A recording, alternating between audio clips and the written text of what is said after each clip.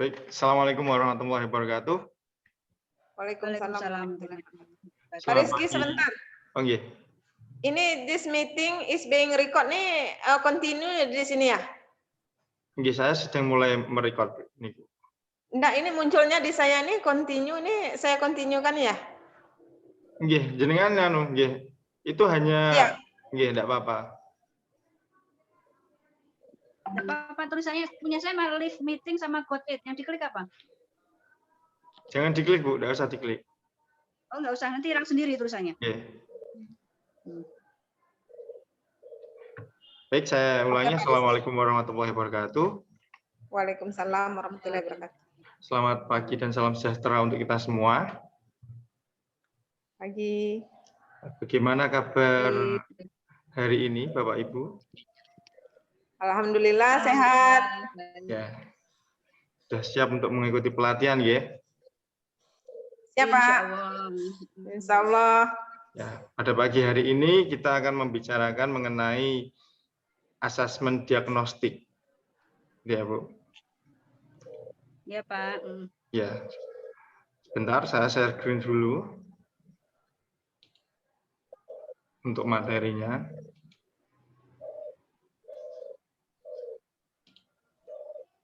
Apakah materinya sudah muncul, Bapak Ibu? Sudah, Pak. Oke.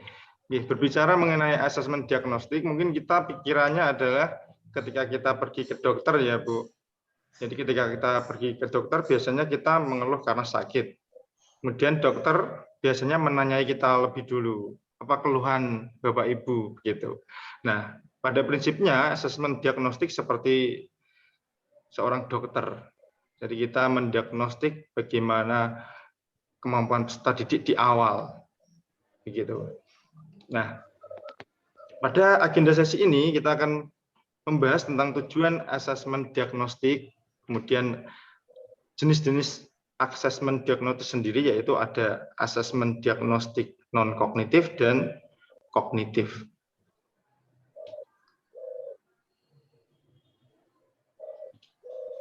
Nah, tujuan dari asesmen diagnostik secara umum sesuai namanya, asesmen diagnostik bertujuan untuk mendiagnosis kemampuan dasar siswa dan mengetahui kondisi awal siswa. Asesmen diagnostik terbagi menjadi asesmen diagnostik non-kognitif dan asesmen diagnosis kognitif. Tujuan dari masing-masing asesmen diagnostik adalah sebagai berikut. Yang non-kognitif bertujuan untuk mengetahui kesejahteraan psikologi dan sosial emosi siswa, mengetahui aktivitas selama belajar di rumah, mengetahui kondisi keluarga siswa, mengetahui latar belakang pergaulan siswa, mengetahui gaya belajar, karakter, serta minat siswa. Kalau dalam kurikulum yang sekarang mungkin asesmen non-kognitif sudah biasa dilakukan oleh Bapak Ibu guru yang mengampu mapel BK. Ya. Kemudian asesmen kognitif mengidentifikasi capaian kompetisi siswa, menyesuaikan pembelajaran di kelas dengan kompetensi rata-rata siswa, memberikan kelas remedial atau pelajaran tambahan kepada siswa yang kompetensinya di bawah rata-rata. Nah, kalau yang kognitif biasa kita lakukan atau dilakukan oleh Bapak Ibu guru yang mengampu mapel umum, gitu. Kemudian yang kedua ada asesmen diagnostik non-kognitif. Ya, ini jenis-jenis dari asesmen diagnostik. Yang pertama ada asesmen diagnostik non-kognitif. Asesmen diagnostik non-kognitif di awal pembelajaran dilakukan untuk menggali hal-hal seperti berikut. Kesejahteraan psikologi dan sosial emosi siswa, kemudian aktivitas siswa selama belajar di rumah, kondisi keluarga dan pergaulan siswa, gaya belajar, karakter, serta minat siswa. Nah, jadi pada asesmen diagnostik, tahapan yang dilakukan antara lain adalah persiapan, kemudian pelaksanaan, dan tindak lanjut. Nah, ini contoh kegiatan persiapan untuk melakukan asesmen diagnostik. Siapkan alat bantu berupa gambar-gambar yang mewakili emosi. Siapkan juga pertanyaan panduan Misalnya seperti apa yang sedang kamu rasakan saat ini, bagaimana perasaanmu saat belajar di rumah. Kemudian buat daftar pertanyaan kunci mengenai aktivitas siswa. Itu tahap persiapan. Kemudian tahap pelaksanaan. Meminta siswa mengekspresikan perasaan selama belajar di rumah serta menjelaskan aktivitasnya. Ya, di sini contohkan ada bercerita, ya, konseling itu ya, dengan guru BK, kemudian menulis dan menggambar. Strategi tanya jawab. Nah, asesmen diagnostik non-kognitif memang tidak dilepas dari aktivitas tanya jawab ya. Ya, yang pertama pastikan pertanyaan jelas, kemudian yang kedua menyertakan acuan atau stimulus, kemudian yang ketiga memberikan waktu berpikir pada siswa sebelum menjawab pertanyaan. Nah, kemudian apa tindak lanjut yang harus dilakukan dalam melaksanakan asesmen diagnostik? Yang pertama, identifikasi siswa dengan ekspresi emosi negatif dan ajak berdiskusi empat mata. Dua, menentukan tindak lanjut dan mengkomunikasikan dengan siswa serta orang tua bila diperlukan. Yang ketiga, ulangi pelaksanaan asesmen non-kognitif pada awal pembelajaran.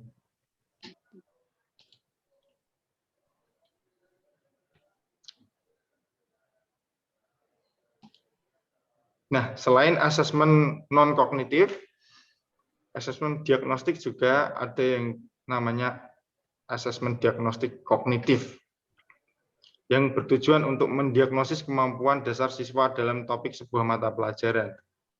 Ini biasa kita lakukan sebagai guru mapel ya, Bu. Nah, asesmen diagnostik kognitif dapat dilaksanakan secara rutin atau disebut asesmen diagnostik kognitif berkala.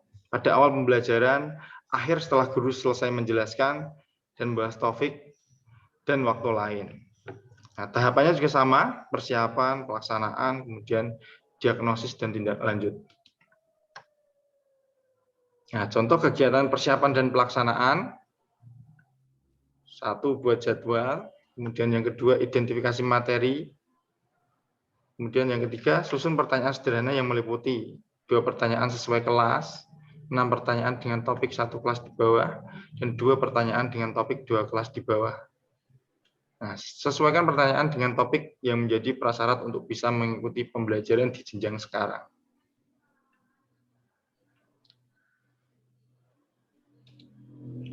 Kemudian, contoh kegiatan tindak lanjut. Yang pertama, lakukan pengolahan hasil asesmen. Kemudian yang kedua, bagi siswa menjadi 3 kelompok. Siswa dengan nilai rata-rata kelas, siswa dengan nilai di bawah rata-rata, dan siswa dengan nilai di atas rata-rata. Bagi sekolah yang sudah menerapkan sistem SKS, mungkin tidak asing dengan konsep ini ya. Jadi di dalam sistem sekolah yang menerapkan SKS juga membagi siswa di kelasnya, ada siswa yang cepat, kemudian ada siswa yang sedang, kemudian ada siswa yang lambat. Nah, itu nanti dibedakan. Kemudian yang ketiga, lakukan penilaian pembelajaran topik yang sudah diajarkan. Kemudian yang keempat, ulangi proses diagnosis ini dengan melakukan asesmen formatif. Nah, kemudian ini contoh perencanaan soal hingga tindak lanjut. Tujuan pembelajaran yang dites misalnya menjelaskan dan menentukan panjang, berat, dan waktu dalam satuan baku. Nah, ini untuk mata pelajaran matematika ini. Yang prasyarat dari tujuan pembelajaran mendeskripsikan dan menentukan hubungan antar satuan baku untuk panjang, berat, dan waktu. Nah, untuk soalnya seperti ini. Nah, kemudian perencanaan soal hingga tindak lanjut. Nah, setelah tadi soal, kemudian nanti dianalisis. Kalau ada yang menjawab A berarti paham utuh, kemudian yang menjawab B, C berarti paham sebagian, dan kemudian tidak paham. Itu.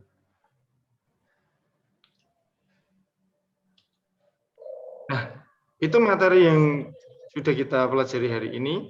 Apakah ada yang mau ditanyakan atau ada tanggapan dari Bapak Ibu peserta? Pak Rizky. Ya, monggo Ibu. Baik, terima kasih atas kesempatannya. Di sini kita bicara masalah asesmen diagnostik ya, Nggih. penilaian awal sebelum kita memulai suatu pembelajaran. Nah, di sini ada dua tadi ya, saya lihat dari pemaparan Bapak, ada diagnostik non kognitif, kemudian dengan yang kognitif ya.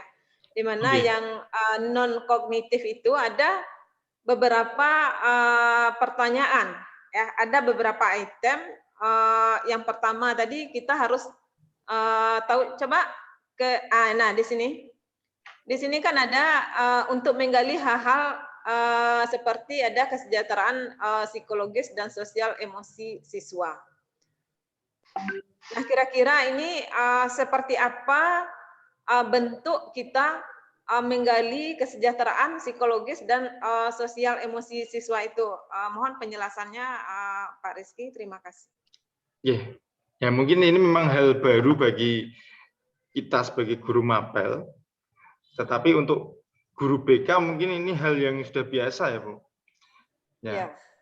Untuk melakukan asesmen diagnostik non kognitif, mungkin guru mapel juga bisa meminta bantuan dengan guru BK, berkolaborasi dengan guru BK untuk menganalisis bagaimana kesejahteraan psikologis dan sosial emosi siswa, kan tentunya yang ahli adalah guru BK. Nah, di sini tadi sudah ada penjelasan sedikit untuk menggali emosi siswa itu bagaimana. Nah, yang pertama, kita harus menyiapkan alat bantu berupa gambar-gambar yang mewakili emosi. Biasanya guru BK itu punya. Nah, ini emosi apa gitu. Kemudian bagaimana. Nah, kemudian kita harus membuat daftar pertanyaan kunci mengenai aktivitas siswa. Nah, tentunya dengan metode konseling atau bercerita. Nah, dengan bercerita secara personal, tentunya kita nanti bisa menggali kesejahteraan psikologis dan emosi siswa. Karena kalau di dalam kelas banyak orang, tentunya siswa tidak akan mau untuk mengungkapkan ekspresi atau emosinya. Tapi kalau dengan metode konseling atau tatap muka pribadi personal, tentunya siswa akan lebih terbuka. Terutama biasanya dengan guru BK, siswa biasanya sangat dekat sekali, kira. Iya. Seperti itu, sangat terbuka Berarti sekali. harus ini ya Pak Rizky ya, harus kerjasama dengan guru BK terlebih dahulu mungkin ya. bisa seperti itu, Bu. Karena yang paham tentang psikologis, mungkin untuk guru mapel, untuk guru mapel mungkin pemahamannya agak kurang dibandingkan dengan guru BK, begitu. Tanya Pak, iya Pak. Monggo, Bu. Kalau di sekolah kami biasanya tidak hanya bekerja sama dengan guru BK, Gitu. bisa melibatkan orang tua siswa, Pak. Ini lebih bagus juga. Betul, tentunya kita harus melibatkan orang tua, betul. Dan kayaknya waktunya sudah habis ini, Pak. Mohon maaf. Oh, begitu, Nah, karena waktu sudah habis, mungkin untuk sesi berikutnya adalah penugasan, Ibu. Nah, silakan nanti Bapak Ibu nanti menyiapkan contoh rancangan asesmen diagnostik, baik yang kognitif maupun yang non kognitif. Nah, nanti pekerjaannya dikirimkan di LMS. Begitu ya, Bapak Ibu? Ya, Pak. Terima kasih. Terima kasih, Pak. Ya, mari kita akhiri pembelajaran kali ini dengan membaca hamdalah. Alhamdulillahirabbil alamin. Sampai ketemu di pertemuan berikutnya. Saya akhiri. Wassalamualaikum warahmatullahi wabarakatuh. Waalaikumsalam warahmatullahi wabarakatuh.